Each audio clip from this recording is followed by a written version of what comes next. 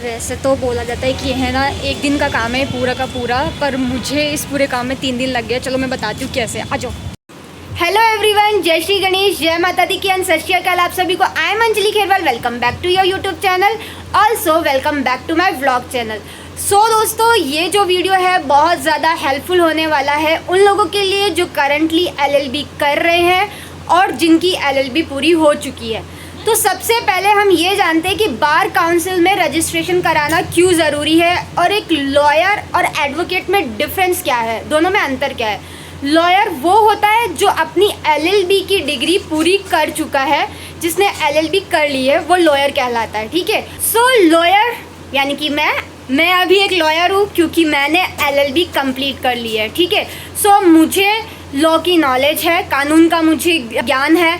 सो मैं आप लोगों की हेल्प कर सकती हूँ, आप लोगों को गाइड कर सकती हूँ, लीगल एडवाइस दे सकती हूँ, सिर्फ इतना काम कर सकती हूँ। ये एक लॉयर का काम होता है। एडवोकेट कौन होता है अब हम ये जानेंगे। एडवोकेट वो होता है जो कि कोर्ट में अपनी पार्टी को रिप्रेजेंट करता है, ठीक है। लाइक कोई भी केस आ रहा है तो पार्टी सीधा कोर्ट में तो जा ही सकती, उसे एक एडवोकेट की ज़रूरत होगी। तो उसे एडवोकेट की ज़रूरत होगी ताकि वो जो एडवोकेट है वो आपको कोर्ट में रिप्रेजेंट कर सके, आपकी केस को वो कोर्ट के सामने रख सके, वो एक एडवोकेट होता है। तो एडवोकेट के लिए सबसे पहले होता है कि उसे बार काउंसिल में अपना रजिस्ट्रेशन करवाना होता है। लॉयर जो होता है वो केस नहीं लड़ सकता है। एडवोकेट है, अगर वो बार काउंसिल में अपना रजिस्ट्रेशन करवा लेता है तो उसके बाद वो प्रैक्टिस कर सकता है और केस भी मतलब अपना केस भी लड़ सकता है, ठीक है। ये हो गया हमारा लॉयर और एडवोकेट्स में डिफरेंस। बैरिस्टर भी वही होते हैं, उन्हें भी एडवोकेट कहा जाता है। बैरिस्टर वो होते हैं जो कि आउट ऑफ इंडिया इंग्लैंड से जाके अपनी पढ़ाई कंप्लीट कर आते हैं, वो बैरिस्टर कहलाते हैं और वो एडवोकेट ही बोले जाते हैं। क्लियर हो गया, यहाँ तक हमें समझ में आ गया होगा कि लॉयर, एडवोकेट्स और ये बैरिस्टर। अब हम आते हैं बार काउंसिल के ऊपर। बार काउंसिल के अंदर आपकी 10th से लेकर के अब तक आपने जो भी आपने डिग्रियां ली है, जो भी आपने कोर्सेज किए हैं, वो सब आपके लगेंगे, ठीक है। TC नहीं लगेगा, पहले ही बता देती हूँ, TC नहीं लगेगा क्योंकि मेरे फ्रेंड्स ने मुझे सब ने कहा TC भी लगेगा, CC भी लगेगा, AC भी लगेगा। AC अपना हो जाता है अटेंडेंस सर्टिफिकेट और प्रोविजनल सर्टिफिकेट भी लगेगा, मतलब ये सब सर्टिफिकेट्स तो लगेंगे, डिग्री भी नहीं लगेगी।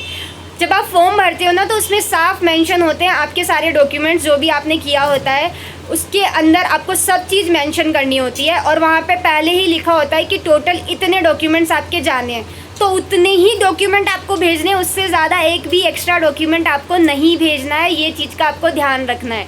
वहाँ पे लिखा हुआ है 15 डॉक्यूमेंट आप भेज रहे हो तो 15 ही डॉक्यूमेंट जाएंगे, आप एक्स्ट्रा में TC, कुछ लोग डिग्रियां भी भेजें अपनी, तो ये सब नहीं भेजना है। अगर खो गया तो देखो ये आप सबकी रेस्पॉन्सिबिलिटी होगी। सो जितना प्रोसीजर है उतना ही करो, उससे एक्स्ट्रा में ना जाओ तो ज़्यादा अच्छा है। जैसे मुझे सबने बताया था ना कि TC भी लगेगी, CC भी लगेगी, ये वो ऐसे वैसे, तो ऐसे करके मेरे ना 3 दिन ख़राब हो गए हैं। वैसे कल मैं अपना स्पीड कोर्स कर सकती थी पर इतनी धूप थी तो इस वजह से मैं नहीं कर पाई। तो मैं कॉलेज गई थी सबसे पहले अपना TC और CC कलेक्ट करने के लिए, क्योंकि सबने कहा था TC भी लगानी है। सो मैं भी चली गई कॉलेज गई तो सर ने अलाउ नहीं किया। उन्होंने कहा कि आपका यहाँ पे कोर्स चल रहा है, अभी तक आपने एग्ज़ाम्स नहीं दिए तो आपको TC नहीं मिलेगी। फिर उन्होंने कहा CC लेना है तो आप अपने डिपार्टमेंट में जाओ जहाँ से आपने LLB किया, वहाँ गई, वहाँ एग्ज़ाम्स चल रहे थे तो उस वजह से उन लोगों ने एंट्री नहीं दी और वो कहते कि डुप्लीकेट लगा दो, ये वो ऐसे वैसे कर मैंने फिर अपना ये काम छोड़ ही दिया। अपना सिर्फ फॉर्म फिल किया और बाकी का मेरा CC। फिर मैं कल गई, कर जाके मैंने वापस से सर से बात की, डिस्कस किया कि ऐसे सर मुझे मतलब बार काउंसिल में एनरोलमेंट कराना है तो मुझे CC चाहिए। तो उन्होंने कहा कि आपका DLL चल रहा है तो जिस डिपार्टमेंट में आपका DLL चल रहा है वहाँ से जाओ, उनसे बोलो। वहाँ गई तो उन्होंने बोला कि हाँ ठीक है आपको मिल जाएगा, आपको एक रिसिप्ट कटवानी पड़ेगी। 80 रुपीज़ की मेरी वो स्लिप कटी थी और उन्होंने मुझे अपना CC दे दिया था। अब मुझे वापस वो CC जमा कराने की रिक्वायरमेंट नहीं है, वो मुझे संभाल के रखना है। अगर आपके पास TC और CC ऑलरेडी है तो सिर्फ CC लगाओ प्लीज़, TC मत लगाओ, ठीक है। और बाकी अगर आपने कहीं पे अपना एनरोलमेंट करा रखा है ऑलरेडी, आपने अपना मतलब एडमिशन हो रखा है, तो TC की जगह आप CC ले आओ, वही रिक्वायरमेंट है। वैसे तो इसमें मेंशन तो किया हुआ नहीं है कि आपको CC लगाना है, ऐसा कि 2 एडवोकेट्स के CC वाला बोला गया है। ओके, सो आप अदर कोई भी डॉक्यूमेंट्स मत लगाओ, जो बोला गया है उतना ही रखो। बाकी MCA वालों के लिए मैं एक पर्सनली बोल देती हूँ कि उनका जो है ना, वहाँ पे जब अपन फॉर्म्स फिल करते हैं तो MCA मेंशन नहीं हो रहा है, तो आपको टाइम लग सकता है। उससे पहले ही आप अपना MCA अगर कोई कर रखा है, अगर आप लगाना चाहते हो तो उनको मेल कर दीजिए। ओके, सो आपको पहले ही मेल कर देना है, क्योंकि 4-5 दिन तो वो आपको रिवर्ट करने में टाइम लगेगा, और आपको पता ही है फिर उसके बाद वो मतलब साइट पे चढ़ेगा। तो ये वाला प्रोसीजर एक बार आप देख लेना, आप अपना उनको मेल कर देना कि हमारा जब भी हम फॉर्म भर रहे हैं तो ये नहीं आ रहा है। बाकी और किसी में कोई प्रॉब्लम नहीं है, MCA में ही प्रॉब्लम आ रही है। MBA MA और जिन्होंने जो भी कोर्सेज़ किए हैं मास्टर डिग्री वाले, वो सब तो आ रहा है, बस MCA वाला नहीं आ रहा है, उसमें 4-5 दिन लग सकते हैं। ये चीज़ का आपको ध्यान रख। अब आ जाते हैं कि टोटल कितनी फ़ीस लग रही है, कितना अमाउंट लगेगा। तो जनरल वालों और OBC वालों का है 6,200 रुपीज़, ST SC वालों का है 13,200 रुपीज़। बाकी मैं आपको अप्रोक्स बताऊं तो आप अपना मार्जिन लेके चलो 16,000 वाले 17 to 18,000, और 13,000 वाले मान के चलिए आप अपना 14 to 15,000, क्योंकि 250 रुपीज़ तो आपके फॉर्म भरने में भी चले जाएंगे, और उसके बाद आपको अपने डॉक्यूमेंट को लेमिनेट करवाना है, नोटरी करवाना है, तो इन सब में और आना जाना, तो ये सब मिला के मैं अप्रोक्स बता रही हूँ आपको 15 तक, और जनरल वालों का 17 to 18 तक। ठीक है, मुझे 3 दिन कैसे लगे मैं बता देती हूँ। पहले दिन जब मैं गई थी तो सीधा कॉलेज ही गई थी। कॉलेज जाने के बाद वही सब प्रोसीजर हुआ, वो मुझे CC नहीं दे रहे थे। TC का तो उन्होंने साफ मना ही कर दिया था कि TC नहीं मिलेगी जब तक आप यहाँ से मतलब अपना कोर्स कंप्लीट नहीं कर लेते हो। फिर मैं वापस आ गई, मैंने अपना फॉर्म फिल करवाया। फॉर्म फिल करवाने के बाद आपको एक और चीज़ ध्यान रखनी है, फॉर्म के साथ आपके जो भी डॉक्यूमेंट्स आपने फॉर्म में डलवाए हैं जब फिल करते टाइम, तो उन सब का एक सेट लगेगा। उसमें बाकी की सारी डिटेल आपको पूरी वीडियो के अंदर मिल जाएगी। मैं ज़्यादा बकबक करूँगी और आप सुनोगे नहीं, मुझे पता है। सो जैसा कि मैंने आपको बताया कि मुझे यूनिवर्सिटी जाना पड़ा था, तो मैं पहले यूनिवर्सिटी गई थी अपने डॉक्यूमेंट्स कलेक्ट करने के लिए। डॉक्यूमेंट्स में भी आपको पता है TC और CC लेने के लिए, जो TC तो रिक्वायरमेंट है ही नहीं। सो ये हम आ गए हमारा विधि भवन, जहाँ से हम लोगों ने हमारा LLB पूरा किया है। उसके बाद हम सीधा पहुँचे डिस्ट्रिक्ट कोर्ट, वहाँ पे हम फॉर्म फिल करवाने के लिए। अंकिता पहले अपना फॉर्म फिल करवा रही थी, और वही MCA वाला प्रॉब्लम, और फिर उसके बाद उसका जो प्रॉब्लम हुआ तो मैं अपना फॉर्म फिल करवाना स्टार्ट किया मैंने। तो यहाँ पे पहले अपनी सारी डिटेल, अपनी जो भी डॉक्यूमेंट्स है अंकिता का फॉर्म फिल नहीं हो रहा था, तो मैं बोल रही थी बेचारी अंकिता का फॉर्म फिल नहीं हो रहा है इतनी मुश्किल से इतनी दूर से आई थी। सो यहाँ पे अंकिता का तो हो नहीं पाया, तो मैंने सोचा मेरा ही भरवा लेती हूँ। तो फॉर्म फिल होने के बाद हम लोग कोर्ट में आए। तो यहाँ पे हमें एफिडेविट लेना था, क्योंकि मेरा 1 ईयर का गैप था। तो वो जिनके भी गैप होता है ना, तो वो गैप के लिए आपको एक एफिडेविट लगाना पड़ता है।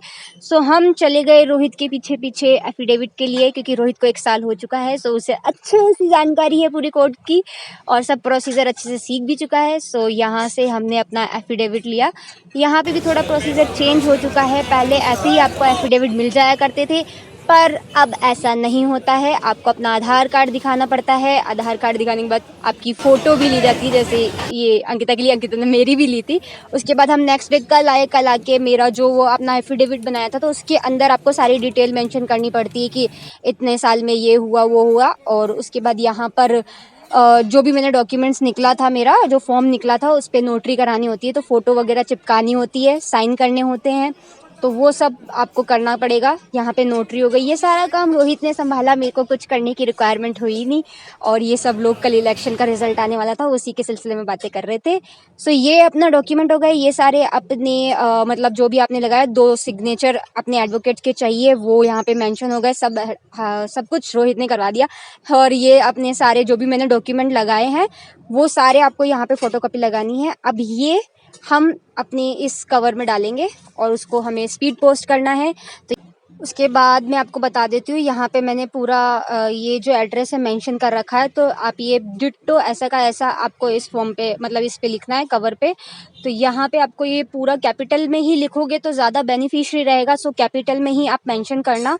ओके, तो ये मैंने भी ऐसे इस तरीके से कर लिया था। अब ये एक चीज़ का ध्यान रखना, सारे डॉक्यूमेंट पहले ही लेमिनेट करवा लो आप, जैसे मैंने करवा लिए थे ऑलरेडी पहले ही। और ये जो धागा है ईजिली आपको कोर्ट से मिल जाएगा, तो इससे आपको अपनी मतलब अपने सारे डॉक्यूमेंट्स बांध के भेजने हैं। ठीक है, सो ये सब मेरा प्रोसीजर हो गया, मैंने लिख लिया सब कुछ। और अब मैं अपने सारे डॉक्यूमेंट को इस धागे से बांध रही हूँ, आप देख लीजिए। इसी तरह से आपको ये धागे से अपने डॉक्यूमेंट्स को अच्छे से बांधना है ताकि वो खुल ना जाए। तो अच्छे से आप 2 छेद कर लीजिएगा, 1 कर लीजिएगा, जैसा भी आपको सूटेबल लगे। तो मेरे अपने ये जो डॉक्यूमेंट्स है मैंने इनको अच्छे से बांध लिया है। और उसके बाद मेरे जो फॉर्म्स है, जो फॉर्म मैंने भरा है वो फॉर्म, उसके साथ मेरी जो फोटोकॉपी है वो, और ओरिजिनल डॉक्यूमेंट, ये सब आपको इस लिफाफे में डालकर पोस्ट करना है, ठीक है। तो धीरे धीरे आप आगे देखोगे ना तो आपको और भी अच्छे से चीज़ें पता चलती रहेगी। ये इसीलिए मैंने आपको वीडियो बनाया है ताकि आप लोगों को बहुत हेल्प हो जाए इस चीज़ से। मतलब बहुत से लोगों को प्रॉब्लम हो रही थी, बार बार मैसेज कर रहे थे, ग्रुप में बहुत मैसेज आ रहे थे कि क्या क्या करना है, क्या कैसे क्या रहेगा। तो मैंने सोचा कि जब खुद पे आएगी, खुद परेशान होंगे ना, तब ही अपन दूसरे को गाइड कर पाएंगे। सो मैं परेशान हुई, मुझे पता चला कि ऐसे ऐसे होता है। जिन डॉक्यूमेंट्स की रिक्वायरमेंट नहीं है वो ना ही लगाए तो अच्छे हैं। अब ये मैंने जैसे ये हो गया है मेरा, मैंने बांध लिया है सारे डॉक्यूमेंट्स को, और ओरिजिनल भी डाल दिया है, ओरिजिनल डालना है, ठीक है। और जो अपन ने फॉर्म भरे हैं वो डालेंगे हम, उसमें जो हमने फोटोकॉपीज़ लगाई है वो सब एक साथ अपन ने वो डालना है, ठीक है। अब इसको चिपका के अच्छे से हमें पोस्ट करना है। एक चीज़ का ध्यान रखना, पूरे चारों कोने कवर करने हैं, अच्छे से टेप से चिपका देना, ठीक है। पूरा कवर करना है। ये आइडिया मुझे रोहित ने ही दिया था, उसने ही कहा था कि चारों तरफ से चिपका देना, क्या पता कभी कहीं से कुछ फट जाए तो डॉक्यूमेंट बाहर निकल जाए, तो रिस्क नहीं लेना है हमें। तो अच्छे से हमारा जो ये कवर है इसको पूरे इसको अच्छे से कवर कर देंगे। और जो अपन ने ये जो डॉक्यूमेंट, ये जो नाम लिखा है ना, एड्रेस वगैरह, तो इसके ऊपर भी आप टेप चिपका दो, ताकि अगर ऐसा कुछ होता है तो अगर आप पन्नी लगा के ना भेज रहे हो तो वो जो टेप आपने उस पर चिपकाई है तो वो नाम वगैरह एड्रेस वगैरह हटे ना, ठीक है। तो मैंने तो रोहित से पूछा था कि इसके ऊपर मैं ये पन्नी वन्नी चढ़ाऊँ कि नहीं चढ़ाऊँ, तो मेरे को लगा कि चढ़ा देना चाहिए। अब मैं पोस्ट करने जा रही हूँ, तो आज ही मैंने ये पोस्ट किया है। ओके, सो ये यहाँ पे मेरा 71 रुपीज़ का कटा था, जो भी चालान वगैरह करता है। ओके, वीडियो अच्छा लगा, वीडियो अगर आपको अच्छा लगा हो तो प्लीज़ इसे ज़्यादा से ज़्यादा शेयर कीजिएगा। एंड अगर आपको लगता है कि ये सच में हेल्पफुल है और स्टूडेंट्स के लिए जो LLB कर रहे हैं या कर चुके हैं, जिन्हें 12 में एनरोलमेंट करवाना है, सो प्लीज़ प्लीज़ प्लीज़ आप सबसे रिक्वेस्ट है, आप इस वीडियो को ज़्यादा से ज़्यादा शेयर कर दीजिएगा। And thank you so much. So okay, ये वीडियो यहीं ख़त्म होता है। Bye bye.